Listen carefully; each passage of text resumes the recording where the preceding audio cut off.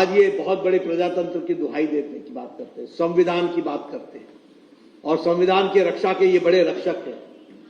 Congress party ने 90 बार चुनी हुई सरकारों को गिराया है, 90 टाइम्स। ये प्रजातंत्र की रक्षा करेंगे?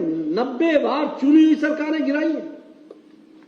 मैं यहां ये भी आपको बताना चाहता हूं, श्रीमती इंदिरा गांधी के खिलाफ 1973 में पहली बार श्रीमती इंदिरा गांधी ने चीफ जस्टिस को सुपरसीड करके और वहां पर जस्टिस सेजल जो सीनियर मोस्ट जज थे उनको सुपरसीड करके एएन रे को जस्टिस बनाया। जिस जस्टिस खन्ना ने अपना नोट ऑफ डाइसेंट दिया था, उस समय जब कोर्ट का जजमेंट आ रहा था, उस जस्टिस खन्ना को डाइसेंट देने के कारण उसको भी सुपरसीड करके जस्टिस बेग ने सुपरसीड किया जस्टिस खन्ना को और उनको सुप्रीम कोर्ट का सीजे बनाया गया। ये भी हम सबके ध्यान में है। 1986 में शाहबानो केस, ये सेकुलरिज्म की बात बोलते हैं, ये छदम धर्मनिरपेक्षता, ये स्यूडो सेकुलरिज्म का उदाहरण है कि सुप्रीम कोर्ट ने कहा कि शाहबानो को उसके मेंटेनेंस के लिए और तलाक के बाद उसको रियायत मिलनी चाहिए, उसको कंपनसेशन मिलना चाहिए, उसको फायदा मिलना चाहिए। राजीव गांधी 21वीं शताब्दी की ओर देखने वाले नेता मिस्टर क्लीन राजीव गांधी ने संविधान में संशोधन करके वह अधिकार देने से रोकने का काम किया, तो इन्होंने किया। ये सेकुलरिज्म की दुहाई देते हैं। ये सबका साथ, सबका विकास, सबका विश्वास, जिस बात को प्रधानमंत्री मोदी जी लेकर के चल रहे हैं, उसके लेटर और स्पिरिट के खिलाफ ये खड़े हुए, ये भी हमको ध्यान में रखना चाहिए। और उसी तरीके से अगर हम कहें इस दृष्टि से, तो एक नहीं अनेकों उदाहरण हैं। अभी आप देखिए, ये जो हमारे रिलीजियस डिस्क्रिमिनेशन आरटीई का एक्ट जो लेकर के आए, जिस रिलीजियस डिस्क्रिमिनेशन के तहत माइनॉरिटी इंस्टीट्यूशंस को सब तरीके की सुविधाएं दी गई और जो मेजॉरिटी इंस्टीट्यूशंस थे उनको, जो भी एडेड और अनएडेड स्कूल्स थे, उनके साथ दोहरा मापदंड करने का काम किया। ये हम सबके ध्यान में है। और उसी तरीके से अपनी ही सरकार का 2013 में चुनी हुई सरकार कैबिनेट का ऑर्डिनेंस, उसको फाड़ने का काम किसी और ने नहीं किया, ये शहजादा राहुल गांधी ने किया। ये प्रजातंत्र की दुहाई देने वाले लोग हैं। अपनी चुनी हुई सरकार इस तरीके की स्थितियां ला करके खड़ी की हैं। मैं यहां ये भी बताना चाहता हूं कि प्रजातंत्र, मतलब मैं, अगर आप कहिए तो मैं हमेशा एक बात कहूंगा, रस्सी जल गई है, बल नहीं गया। जनता ने नीचे लगा दिया, लेकिन अड़ नहीं गई। आप देखिए जिस तरीके की भाषा और जिस तरीके से ये चर्चाएं करते हैं, वो भी हम सबके को ध्यान में है। न संसदीय मर्यादाओं का ध्यान में रखते हैं और न ही संसदीय शब्दावली का ध्यान में रखते हैं। आज चर्चा करते हुए कहा, अब आप बताइए, आज दिन तक कभी भी लोकसभा के स्पीकर का चुनाव कंडीशनल होता है क्या? कंडीशन के साथ होता है क्या? डिप्टी स्पीकर तय करो तब हम स्पीकर में तुम्हारे को मदद करेंगे। और ये कौन कह रहे हैं?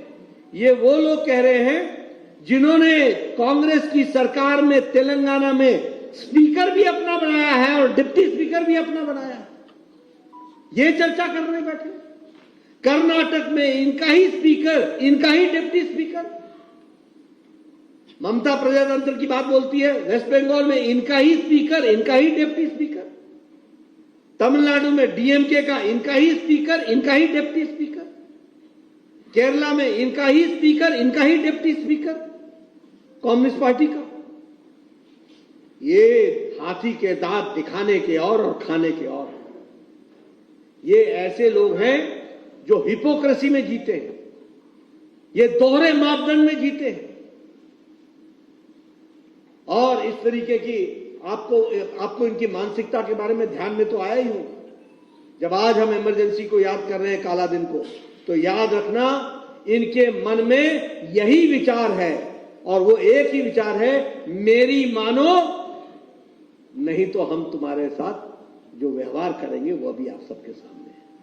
मित्रों, मैं चाहूंगा कि आप सबके माध्यम से इमरजेंसी की याद को ताजा करते हुए इनके जो षड्यंत्र थे और इन्होंने जिस तरीके से प्रजातंत्र का गला घोटा, और एक बार नहीं, ये बात करते हैं इंस्टीट्यूशंस की, जिन्होंने एक समय में सुप्रीम कोर्ट जैसे इंस्टीट्यूशन को अपने गिरफ्त में लेने का प्रयास किया, वो इंस्टीट्यूशंस की बात करते हैं। मैं वही तो कह रहा हूं कि स्पोर्ट्स कोटे में आकर के कॉलेज में एडमिशन हो जाए तो अच्छा छात्र नहीं हो जाते।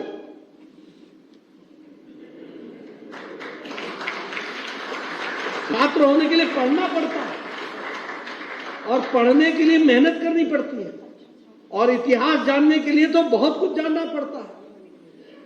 ये सिल्वर स्पून से पैदा हुए लोग ये क्या जाने प्रजातंत्र की दुहाई देने वाले। इसलिए मित्रों, ये हमारी जिम्मेवारी है कि हम प्रजातंत्र की रक्षा करेंगे। आप बताइए, प्रधानमंत्री मोदी जी के नेतृत्व में 10 साल सरकार चली है, सिवाय जम्मू कश्मीर को, और उसमें भी प्रधानमंत्री मोदी जी ने पार्लियामेंट में कहा था, गृह मंत्री जी ने कहा था कि वहां पर फिर से रिस्टोर होगा और डेमोक्रेसी में वहां पर चुनाव होगा, और अभी भी श्रीनगर में बोल करके आए। कोई राष्ट्रपति शासन लगा है क्या? कहीं लगा है क्या?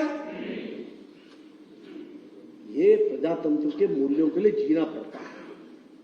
हमें मालूम है कि बिहार में लालू सरकार ने क्या क्या उपद्रव किए।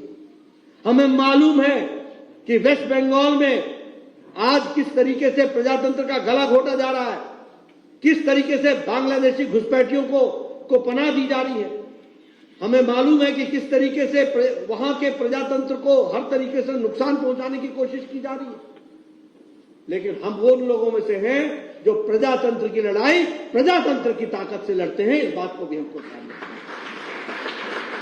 लेकिन ये वो लोग हैं जो हर तरीके से षड्यंत्र करके प्रजातंत्र को कुत्सित करने का, गला घोटने का काम करते हैं। और इसीलिए हम ये चाहेंगे कि आप इन सारी बातों को जनता के बीच में ले जाएं। हमारे एक सप्ताह ये कार्यक्रम चलने वाला है, जिसमें हम जन जन तक इनकी काली करतूतें, इनके गैर प्रजातांत्रिक मंसूबे, इनके गैर प्रजातांत्रिक तरीके से किए गए कार्यों को जनता के सामने रखेंगे और इनका जो असली चेहरा है उसको हम सामने उजागर करेंगे। और ये जो मुखौटा लेकर के घूम रहे हैं प्रजातंत्र का, और ये जो संविधान के रक्षक बनकर के घूम रहे हैं, जिन्होंने कि संविधान की एक बार नहीं अनेकों बार अनदेखी भी की है और निरादर भी किया है, इसको जनता के सामने ले जाएंगे। ये हम आपके सामने बताना चाहते हैं। आप सब लोगों ने मेरी बात को बहुत गौर से सुना है, इसके लिए आप सबका बहुत बहुत धन्यवाद। आगे ये कार्यक्रम चलेंगे। इन्हीं शब्दों के साथ धन्यवाद।